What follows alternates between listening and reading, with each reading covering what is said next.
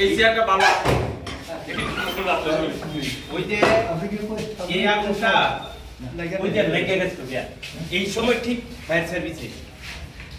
যদি fire service আজ 5 minute পড়াইতো সবটা আরটি পুরানো এখনো সময় আগুন এই যে সকালবেলা ধোয়া পাইছি চেয়ারে কি এমনি আসছিল না না এখানে আমরা হল সভা করছিলাম 7 তারিখ নভেম্বর বিপ্লব দিবস হল সভা করছিলাম এটার পরেই এই ঘটনাটা এটি সব সাজানো আসতো চেয়ার এটা উপরে আসলো এটা সব এক কানো কইরাই আগুনটা দিছে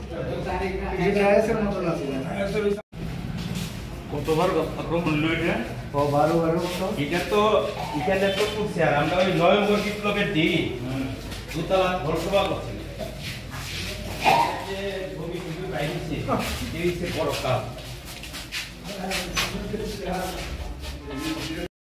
মাত্র শুরু করা হয়েছিল নভেম্বর বিপ্লব থেকে হল সভা থেকে শুরু করি আর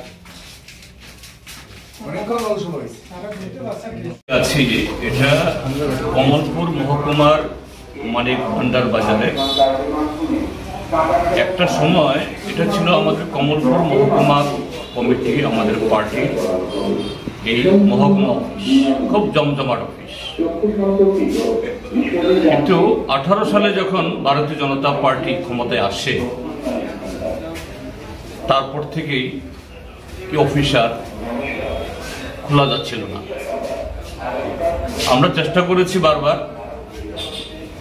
এটা খোলার জন্য কিন্তু এটা খোলার চেষ্টা হলেই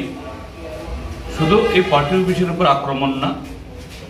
যারা এখানে আসেন তাদের উপর আক্রমণ না এমনকি এই আশেপাশে যে সমস্ত আমাদের সমর্থকদের বাড়ি ঘর আমাদের সম্পাদক এই অঞ্জন দাসের বাড়িও কাছেই তার বাড়ির উপরে তার বাজারে আসা যাওয়ার উপরে সমর্থকদের উপরে এবং বাজারে আমাদের যে সমর্থক দোকানদার কদিন আগেও সেদিনও বোধহয় একজন দোকানদারের উপর হামলা হয়েছে 2 জন এবং এই 14 তারিখে বিহারের যেদিন ফল বের হয় সেদিন মধ্যরাত্রে এই ঘটনাটা করেছে এবং এটা হলো 12তম ঘটনা 18 সালে।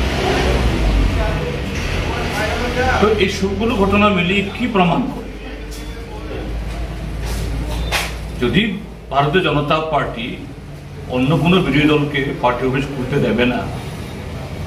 পার্টি অফিস দাঁড়িয়ে থাকতে দেবে না তাহলে তো এটা সেই 14 তারিখে রাতের জন্য অপেক্ষা করার প্রয়োজন নেই তার আগে থেকেই এরা এসব করবে কিন্তু কেন করবে কেননা বিহারের নির্বাচন গোটা ভারতীয় জনতা পার্টির কাছে ছিল অনিশ্চিত টারবার ছিল বিহার থেকে ত্রিপুরা বহু দূরে কিন্তু এখন সোশ্যাল মিডিয়ার যুগ অনিবার্যভাবে বিজেপি হারছে তো সমস্ত কারসাজি করে ইতিমধ্যেই এগুলো পত্রপত্রিকা আসছে যখন তাদের এই জোড়াতালি জয় যখন একটা বের করে দিতে পারলো নির্বাচন কমিশনের সাহায্যে ত্রিপুরার বিজেপি এরা যখন ভেবেছে এরা একটা অক্সিজেন পেল কাজে এই যে বহিঃপ্রকাশ এটা অস্বাভাবিক এবং যে আমরা বলছি বিজেপি এখন শুধু ফেসিস্ট সুলভ না নয়া ফেসিবাদের চেহারা নিয়েছে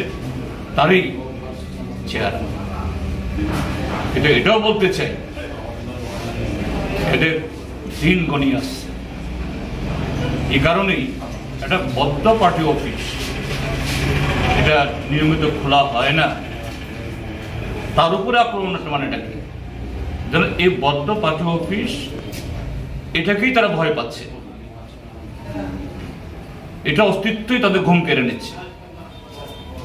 এরা যতই চেষ্টা করুক নানাভাবে লোক দেখানো মিছিল মিটিং সরকারি পয়সা খরচ করে লোকজন টেনে টুনে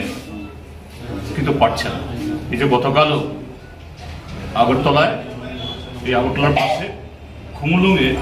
মুখ্যমন্ত্রী মিটিং করতে গেছে মুখ্যমন্ত্রী মিটিং থেকে ফিরে আসতে না আসতেই 2 দল লেগে গেল ত্রিপুরা মোথা বিজেপি অর্থাৎ একই সরকারের থেকে সেখানে বনিমানা হচ্ছে না একই দিনে কৈলাস শহরে সেখানে গোলাগুলি হচ্ছে, সেখানেও 4 জন গুরুতর আহত হয়ে জীব হসপিটাল ভর্তি হয়েছে। এই হলো ত্রিপুরা ঘটনা। অর্থাৎ শেষের পুরো আমরা যে বারবার বলছি, এটা যেন আরো ত্বরান্বিত হচ্ছে। এর শুধু নিন্দা জানাচ্ছি না আমরা, এর বিরুদ্ধে সমস্ত গণতান্ত্রিক এবং শান্তিপ্রিয় এবং রাজ্যের মানুষকে ঐক্যবদ্ধভাবে আইনের শাসন এবং গণতন্ত্র উদ্ধারের জন্য সোচ্চার হতে, ঐক্যবদ্ধ হতে আমরা